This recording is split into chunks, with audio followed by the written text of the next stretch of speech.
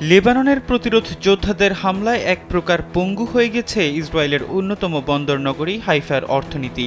সম্প্রতি শহরটির mayor Yona ইয়াহভ এ বিষয়ে উদ্বেগ প্রকাশ করে জানান, হিজবুল্লাহর ক্ষেপণাস্ত্র হামলায় হাইফা শহর নজিরবিহীনভাবে একটি বড় ধরনের অর্থনৈতিক ক্ষতির সম্মুখীন হয়েছে। ইসরায়েলি এই কর্মকর্তা জানান, হিজবুল্লাহর ক্ষেপণাস্ত্র হামলার ফলে হাইফা শহরে স্বাভাবিক জনজীবন স্থবির হয়ে গেছে এবং এখানে সবকিছু থেমে গেছে। এখানে রাস্তাঘাট ফাঁকা এবং দোকানপাট বন্ধ হয়ে পড়েছে। হাইফা অর্থনৈতিকভাবে দুর্বল হলে পুরো ইসরায়েলকে তা প্রভাবিত করবে।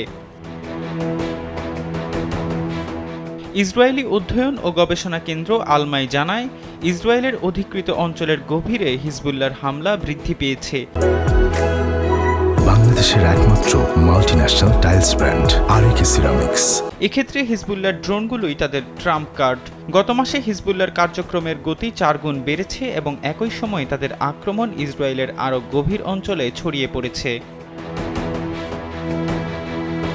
এদিকে হিজবুল্লাহর ক্রমাগত ক্ষেপণাস্ত্র হামলার কারণে অধিকৃত অঞ্চলের উত্তরে বিশৃঙ্খল পরিস্থিতি নিয়ে উদ্বেগ প্রকাশ করেছে ইসরায়েলি সংবাদ মাধ্যমগুলো। তাদের প্রতিবেদনে বলা হয়, অধিকৃত উত্তরাঞ্চলে বসবাসকারী ইহুদিরা বিগত মাসগুলো থেকে বাস্তুচ্যুত হয়েছে। তাদের ফিরে আসার কোনো ইচ্ছে নেই। ইসরায়েলের রিজার্ভ সেনাবাহিনীর কর্নেল ঘাই আমোসি জানান, দখলকৃত অঞ্চলগুলোকে একটি যুদ্ধক্ষেত্রে রূপান্তরিত করা এবং ইহুদি বসতিগুলোকে বারবার সতর্কীকরণ সাইরেন বাজানোর বিষয়টি এখন ইসরায়েলিদের জীবনে একটি স্বাভাবিক প্রক্রিয়া হয়ে উঠেছে, যা অত্যন্ত বিপজ্জনক পরিস্থিতি সৃষ্টি করছে।